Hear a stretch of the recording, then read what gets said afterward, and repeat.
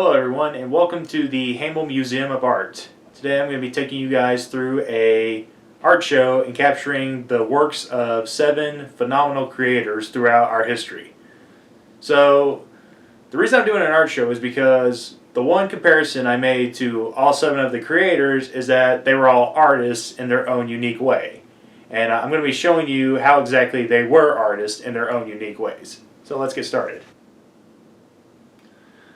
The first piece in our exhibit today is The Life of Henry Miller. And if you couldn't tell by the books, Henry Miller was an author. And also if you can tell by the blue, if you're familiar with Henry Miller and see the blue color, then blue is typically what represents sadness and depression. And that's exactly what his books were set out to do. That's why he wrote the books that he wrote. Henry Miller, he lived a very difficult life. He lived in poverty most of his life. He didn't really have that great of a view of the world. He just saw it as this raw and kind of awful place. And while many people hated his writing, a lot of people actually loved it. They loved how truthful he was with the way the world was. They liked his perspective on it. They thought it was a very interesting and unique perspective, and a lot of people really loved it.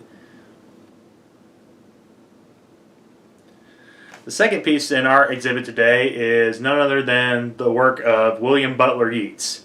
And if you couldn't tell by the portrait of the Ireland flag, William Butler Yeats was Irish.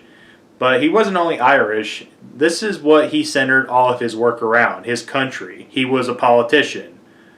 But he wasn't just a politician, he wasn't the typical, guy standing in front of an audience talking. He conveyed his political views through poetry and theatrical works. William Butler Yeats, he centered his entire career around political views on Ireland. So he was a man dedicated to his country, and it shows through his work.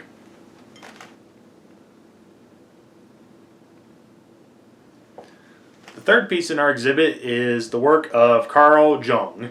Carl Jung was a really well-known psychologist throughout history.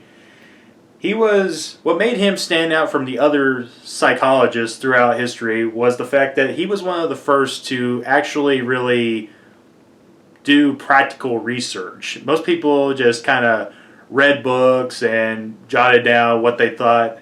However, Carl Jung actually conducted experiments on people and found his research through that. And he actually discovered that the brain is, in fact, at least through his perspective, was the key aspect to a better life.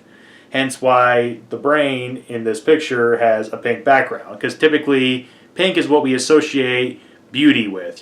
Pink flowers, pink dresses, stuff like that. So, in his mind, the brain was an object of beauty within the human body, and that if we understood how the brain worked, then we could understand the best way to live our lives.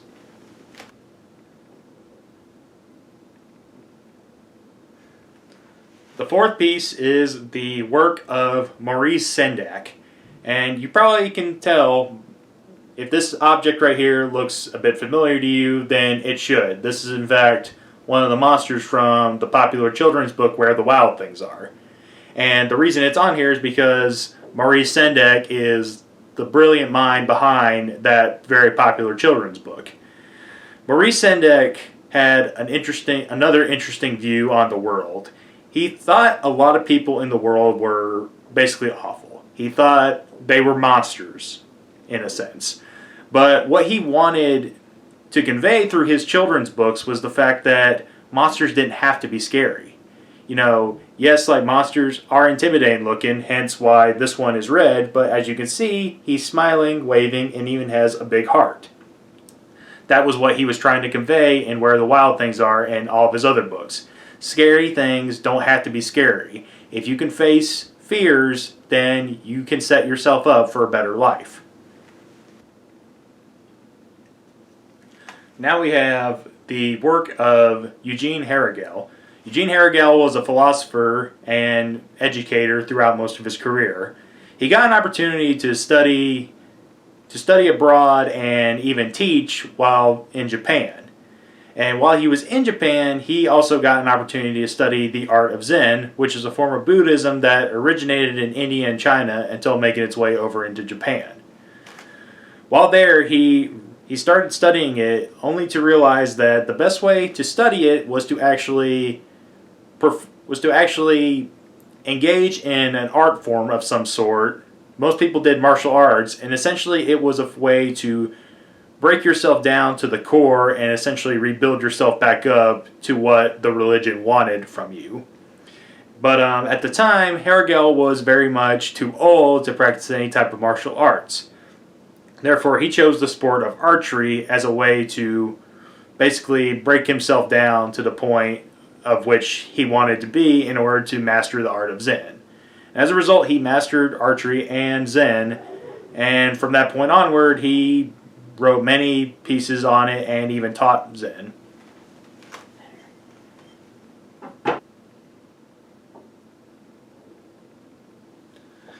And last but not least, we have Matt Callahan. Matt Callahan is actually the only one of these creators that is still living to this day.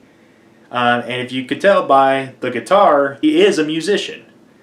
But he's a very interesting musician. Interesting to the point where what his music is centered around.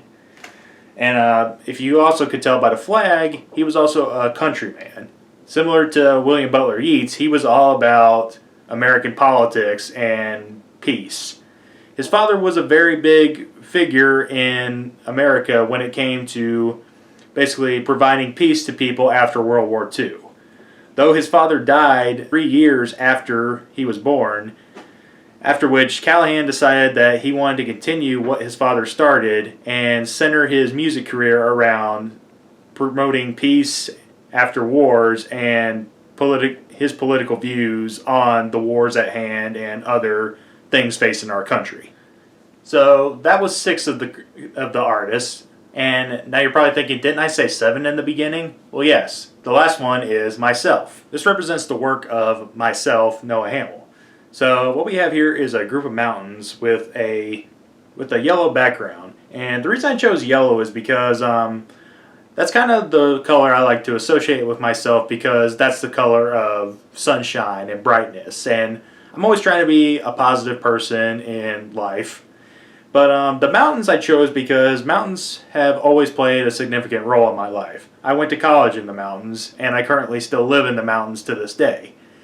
And on top of that, I also was an Eagle Scout, so I hiked a lot of mountains in my life. But on top of that, I also really compare myself a lot to mountains.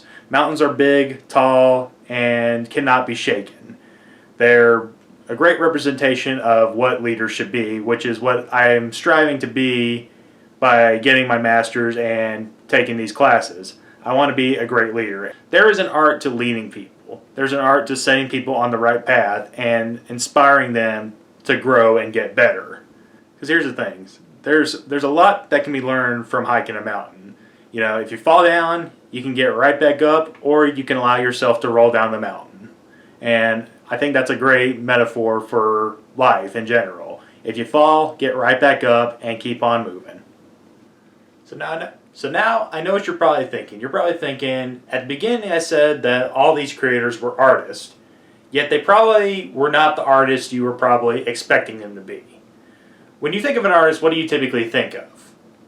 Go ahead, think about that. You probably thought of a painter or a sculptor or something else along those lines.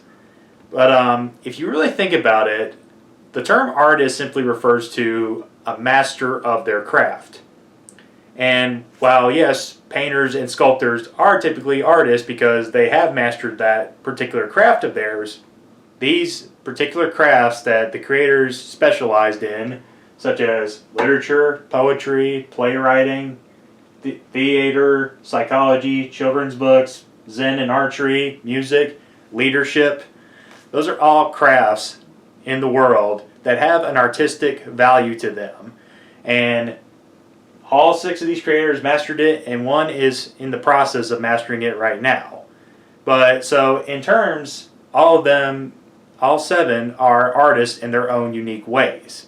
Even though they might not be a typical artist that paints, sculpts, or whatever you associate with a typical artist, they are all artists in their own unique ways because they are masters of their craft. Thank you all so much for joining me today at the Hamil art exhibit. I hope you all got a lot out of this and learned that deep down you may have been an artist all this time and you didn't even know it.